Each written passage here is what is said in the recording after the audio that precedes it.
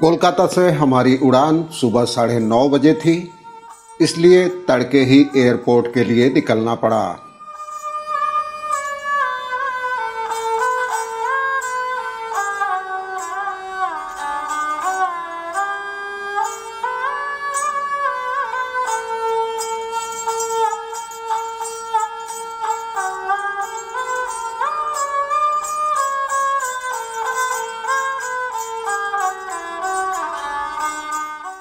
सूरज की पहली किरण के साथ ही हम पहुंचे कोलकाता के नेताजी सुभाष चंद्र इंटरनेशनल एयरपोर्ट पर।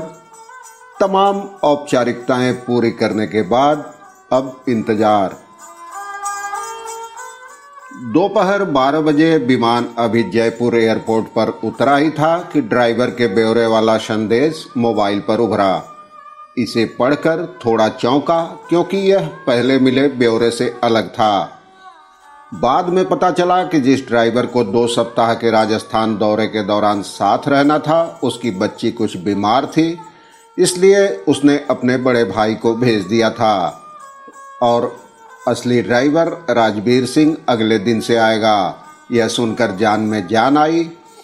इसकी वजह यह थी कि जैसलमेर से आगे तनोट के पास पाकिस्तान से लगी जिस सीमा चौकी BOP 609 को देखने जाना था, उसके लिए सीमा सुरक्षा बल यानी BSF के अधिकारियों के पास पहले वाली कार का ब्यौरा ही भेजा गया था। अब कार बदलने पर कुछ मुश्किल होती। खैर, सामान लेकर बाहर निकलने के बाद ड्राइवर के साथ राजस्थान पर्यटन के तीज होटल पहुंचे।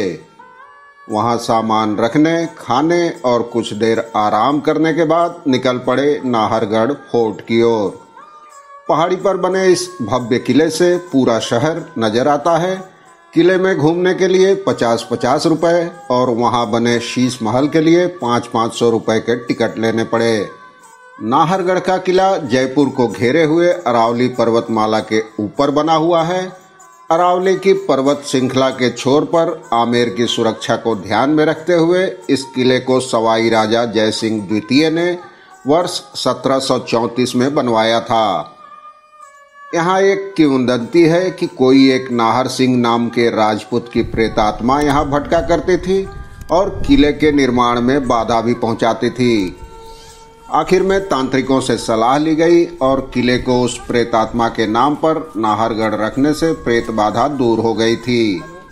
इस किले से जयपुर शहर का खूबसूरत नज़ारा दिखता है और दूर झील में बना जल महल भी नजर आता है।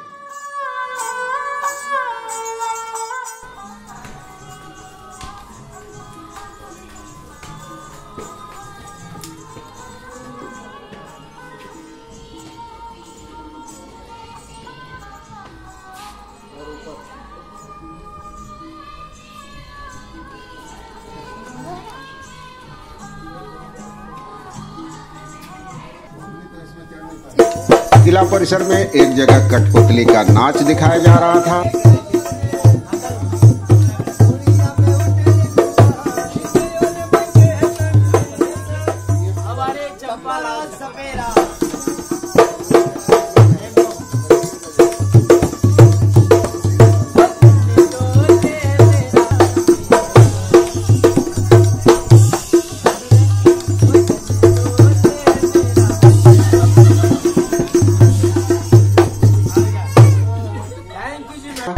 तो कुछ आगे बढ़ते ही कुछ कलाकार राजस्थानी लोकगीत गा रहे थे।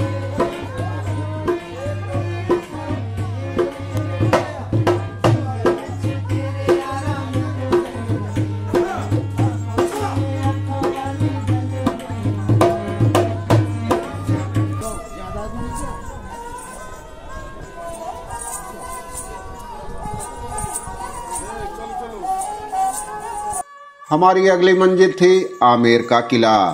राजस्थान में यही अकेला ऐसा किला है जहां हाथी से भी जाया जा सकता है। वहां हमने एक गाइड की सेवाएं ले ली ताकि कम समय में ज़्यादा जगहें घूम सकें और उनके बारे में कुछ जानकारी भी मिल जाए। लाल बलुआ पत्थर और संगमरमर से बना यह आकर्षक और भव्य पहाड़ी किला 4 स्तरों पर बना हुआ है और उनमें से हर स्तर पर एक विशाल परिसर है। इसमें दीवाने आम अर्थात आम लोगों का परिसर, दीवाने खास, शीश महल या जय मंदिर और सुख निवास जैसे भाग हैं। सुख निवास में जलधाराओं से कृत्रिम रूप से बना शीतल वातावरण यहाँ की भीषण ग्रीष्म ऋतु में काफी आनंद देता था। यह महल कछवाहा राजपूत महाराजाओं और उनके परिवार का निवास स्थान हुआ करता था। किले के भीतर महल के मुख्य प्रवेश द्वार के पास ही इनकी आराध्या चैतन्य पंथ की देवी शिला को समर्पित एक मंदिर बना है। आमेर और जयगढ़ दुर्ग अरावली पर्वतमाला के एक पहाड़ी के ऊपर बने हुए हैं और एक गुप्त पहाड़ी सुरंग से जुड़े हैं। इस किले को वर्ष 2013 में यूनेस्को ने विश्व धरोहरों की सूची में शामिल किया था।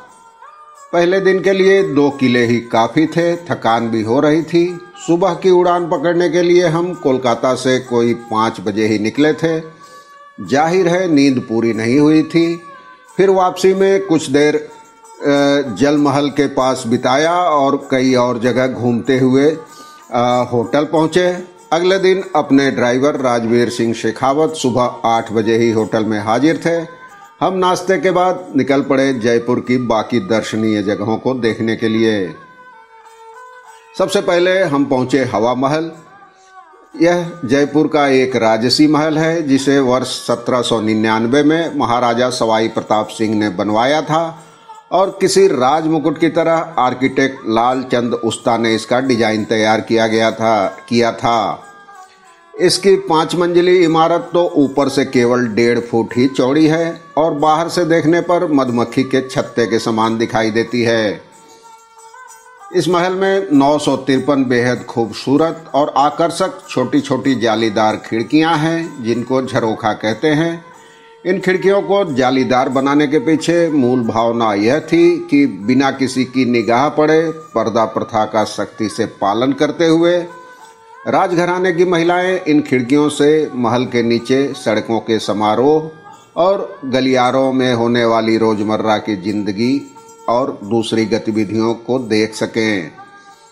इसके अतिरिक्त वेंचुरी प्रभाव के कारण इन जटिल संरचना वाले जालीदार झरोखों से हमेशा ठंडी हवा महल के भीतर आती रहती है। इसी वजह से तेज गर्मी में भी यह महल हमेशा एयर कंडीशन जैसा लगता है। चूने, लाल और गुलाबी बलुआ पत्थर से बना यह महल जयपुर के व्यापारिक केंद्र के मध्य में मुख्य मार्ग पर ही स्थित है। यह सिटी पैलेस का ही हिस्सा है और अंदर से सिटी पैलेस से जुड़ा हुआ है।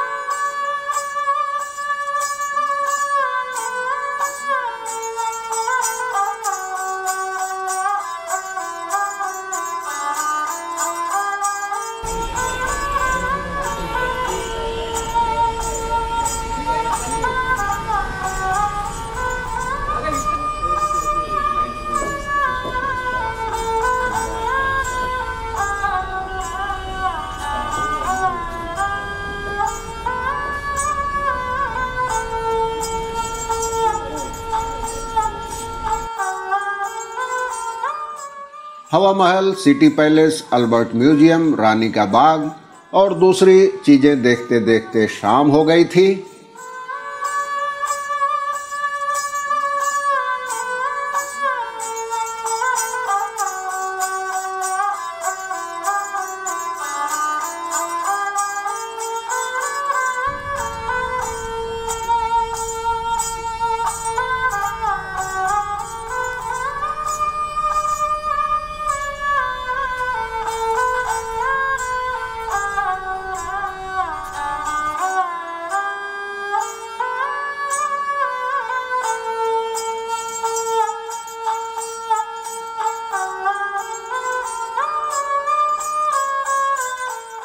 इस बीच कई बार पिंक सिटी के नाम से मशहूर पुराने जयपुर की सड़कों से भी गुजरना हुआ। इस सड़क के दोनों तरफ करीने से दुकानें सजी हैं और खास बात यह है कि तमाम इमारतों के रंग पिंक यानी गुलाबी हैं। इसी वजह से इसे पिंक सिटी कहा जाता है। जयपुर में अगर खरीदारी करनी हो तो शहर के दोनों प्रमुख बाजार बापू बाजार और जौहरी बाजार भी इसी इलाके में हैं। वहां आपको किफायती कीमत पर कपड़े से लेकर जरूरत की तमाम चीजें मिल जाएंगी।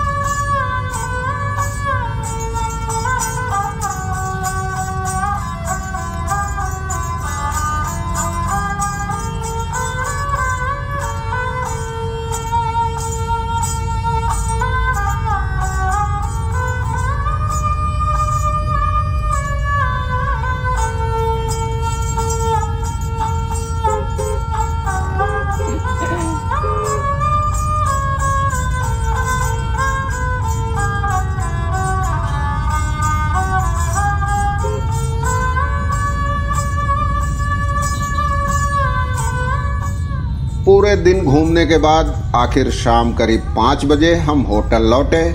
अगले दिन एकदम तड़के ही हमें जोधपुर के लिए निकलना था।